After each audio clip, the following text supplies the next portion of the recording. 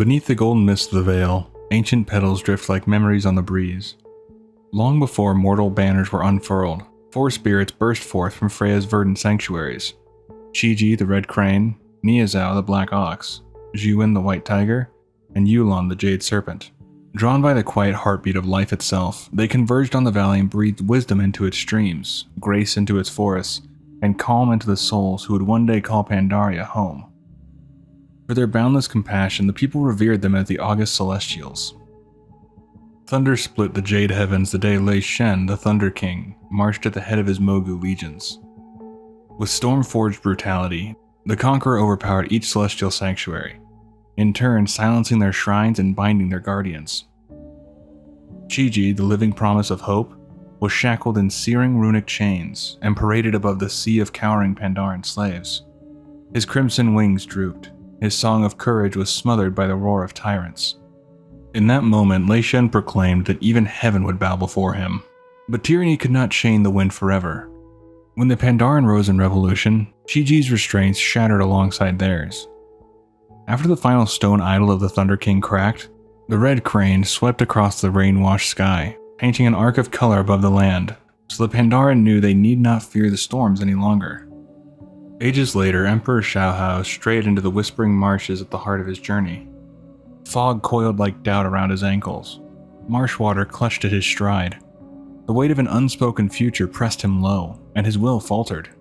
High above, Chi-Ji traced wide circles against the bruised sky. His scarlet feathers alone spark in the gloom. He felt the Emperor's despair as surely as a storm feels thunder. With a sweeping dive, he broke the clouds, his wings scattering pearls of mist that shimmered like dawn. A hush fell. In that mirror-still silence, Shaohao lifted his gaze. The crane's reflection rippled across the water, and in that trembling image he saw not a fallen sovereign, but a man who could rise. Chi-Ji's silent message unfurled like a banner.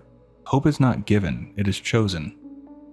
The Emperor gathered himself and stepped forward, each stride lighter than the last. Above him soared the red crane, a living compass of possibility, guiding his path out of the marsh and into legend. A quiet reverence filled the temple of the red crane when Prince Anduin Rin arrived in search of guidance rather than glory. Under jade overhangs, Chi-Ji bestowed upon the young prince his knowledge, impressing upon him that hope is the sun behind a storm-tossed sky, ever in the heart but veiled to the eye. Yet war soon spilled into sacred halls. Battle shocks splintered the seals caging the Sha of Despair, and shadow coiled around the red crane, chaining his wings in midnight iron. Remembering his lessons, Anduin returned with champions from every nation. Together they shattered Despair's carapace and lifted Chi-Ji into starlight once more. In gratitude, the Celestial dispatched pilgrims throughout Krasarang wilds, their crimson banners promising that even ravaged villages could bloom again. Not long after, those same heroes answered a summons to the cradle of Chi-Ji. Atop the pedestal of hope, they found Elia Ravenmane, her faith corroded by a ravenous Sha.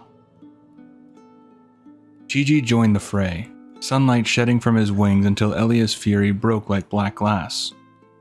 Bowing to his defenders, he stated, "The way of the crane is not to crush, but to lift." Later that day, all 4 Celestials met to open the gate, separating the Vale from the rest of Pandaria. Zhuan voiced the truth none could ignore. The Sha could not be locked away again, they must be faced. With a single accord, the August Guardians pressed their sigils to the ancient gates. Golden doors groaned open and torrents of blessing rolled outward, fortifying the Golden Lotus in every hero who rose to their call. Surge after surge of celestial light swept the gardens clear of Shao Tian Mogu. And at the shattered staircase of Giao Lai, the blood-mad warlord Zhao Jin fell beneath a dawn that tasted of plum blossoms and new beginnings. Sunwalker Desco arrived in the Vale of Eternal Blossoms with 2 sons, Cloudhoof and Redhorn. Their mother Lisa had long battled a wasting illness, and weakened beyond her limits, gave her last breath bringing the boys into the world. Carrying both the infants and her memory, Desco entrusted them to their mother's cousin Nala at the Shrine of 2 Moons. Meanwhile, the Golden Lotus scoured every village for a foretold child destined to join their ranks. Yet no spark answered their tests, until a vermilion comet swept through the pillared walkways, Chi-Ji himself. Chi-Ji sensed somewhere within the shrine that a destined child was here. Making his way through the shrine, he ended up in the room where Cloudhoof and Redhorn were in, with Nala protecting the young boys. Desco followed shortly afterward, making his way through the crowd that followed the Great Red Crane and told Nala to stand down. Chi cocked his head. You call them Cloudhoof and Redhorn, but those are not their real names. Not their real names? Mokimo squeezed through the refugees, Lotus, and Horde who were crowding around the partition, eager to watch. No. Desco looked at the Red Crane in astonishment.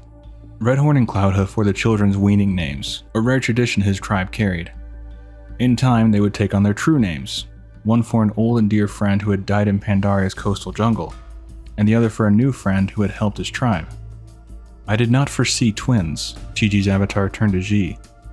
Only one need serve the Vale. I understand, Ji nodded. The elder's calm facade had crumbled. There was genuine shock on his face. His eyes met Desco's. Children from afar. I never expected this, my friend, the Lotus leader said. It had crossed my mind, of course, but I never thought it was a real possibility. They are my sons. Desco struggled to make sense of what was happening. The whole series of events had unfolded so quickly. What you're asking me is to protect that which you have traveled so far to protect, the Red Crane replied. To honor your wife's dream, to sacrifice for the Vale as she did.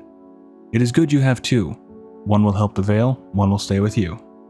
The only thing left to do is choose. Chi-Chi's avatar began to fade into the air like smoke. Wait, Desco shouted. But there was no reply. The Red Crane disappeared. The Lotus members clapped in celebration. Behind them, refugees worked their way toward the children. The faces blurred together. Nala shoved the Pandaren who was reaching out for Redhorn, sending him crashing into the partition. Ji the Harmonious stammered, but Chi-Chi's decree was law. Yet Desco's heart clenched at the thought of a child raised far from Tauren meadows and the songs of Thunderbluff. That night he set his path westward, vowing to honor his late wife's wish that he protect their young. Fate barred the gate. Xiaotian and Mogu rallied at the gate of the August Celestials, forcing Desco to join a refugee band seeking passage through Mistfall Village. Evening shadows lengthened when Mokimo the Strong, Wang the Merciful, and Rook Stonetoe intercepted the caravan. Not to coerce, Mokimo promised, but to shield father and sons. Suspicion lingered in Desco's chest like an unhealed bruise. He refused to return. Midnight brought screams. Quillen burst from the undergrowth, fangs bright in moonlight. Redhorn was wrenched from Desco's grasp and carried into the dark. Hammer raised, he gave chase. Clutching Cloudhoof's basket to his chest, shielding the tiny calf within its woven cradle while his other arm swung the hammer toward the darkness. The pursuit ended in a ring of Mogu's spears. As steel flashed, Mokimo hurled himself between Redhorn and a poisoned blade, taking the wound meant for the calf. But Redhorn would still be poisoned due to a blade finding him. When the dust settled, Desco looked down at the wicker cradle still held in his arm against his body. Its frame shattered, and found Cloudhoof draped across his forearm, tiny body broken, and spirit already flown. Panic and grief tangled in a single ragged breath. Desco was unable to heal his son or Mokimo, and together they staggered to the Pool of Hope. There, water stilled to mirrored glass, as Chi-Chi appeared in a shimmer of dawnlight. The Celestial drew the venom from Redhorn and stitched Mokimo's torn flesh with vermilion glow, then vanished before Desco could beg for Cloudhoof. One child lay beyond reach, offered back to the stars. At dawn, Desco still knelt beside the pool, guilt anchoring every heartbeat. Mokimo pressed a steady hand to his shoulder and vowed to find passage home, but Desco's gaze lingered on the monk's quiet devotion and the memory of Chi-Chi's promise. Understanding blossomed at last. This journey, this sacrifice, was the echo of his wife's vision. With tears and a prayer, he placed Redhorn in Mokimo's arms, entrusting the boy to the Golden Lotus and to the Vale's radiant future. Turning north toward Mulgore, Desco carried only memories and the certainty that hope often asks the hardest farewell. War found the Temple of the Red Crane once more when Commander Skargash and his Horde troops raised barricades beneath its soaring arches. From a distance, Chi-Chi observed the encroaching banners of King Varian Rin. The Red Crane weighed the moment in a single thought. Would the wolf strike like a brute, or lead like a king? Varian answered in measured silence. He held back his blades, letting time grow and doubt gnaw at the defenders. When impatience finally drew Skargash's warriors beyond the sanctum walls, the king's trap snapped shut. Alliance bowstrings sang, shields locked into a gleaming phalanx. In a clash swift as lightning, the Horde ranks broke, scattering across flagstones still warm from sunrise. Few Alliance lives were spent that day, and the temple's pillared halls stood unscarred. Chi landed upon the temple steps and folded crimson wings. Satisfaction glimmered in his onyx eyes, yet he spoke of roads yet traveled. More trials, he hinted, awaited the wolf who would be High King. Not long after, the Black Dragon Rathian turned his gaze upon mortal champions who had tasted too much power without mastering its weight. Determined to temper hubris into honor, he envisioned a cloak of virtue, a relic woven from August blessings. Such grace, however, could be granted only to those who proved themselves within each celestial's domain. Thus began a pilgrimage. At the Temple of the Red Crane, Rathian's chosen hero knelt before Chi-Chi's still pool, its surface reflecting storms past and futures unseen. The Red Crane talks with Rathian of hope, and what Rathian thinks it means, while Rathian says, hope is a belief of a better tomorrow. Chi-Chi senses that he doubts his own words, so Chi-Chi gives him a challenge. I challenge you to not think of hope as a vague and unimaginable future. Live every day with hope in your heart. In doing so, you create the future you dream of. Chi-Chi's challenge consisted of healing the most grievous of wounds, and Rathian and the adventurer go on to finish the challenge set forth by the Great Crane. Satisfied, Chi-Chi brushed a primary feather across the cloak's nascent weave. Hope flared within the fabric, a living ember bound for greater deeds. With his blessing gained, Rathian's champion turned toward the remaining temples, the mantle's edge whispering like wings ready to ascend. In the grim hush following the siege of Orgrimmar, the August Celestials assembled beside Lorewalker Cho and the champions of both Horde and Alliance within the Vale of Eternal Blossoms.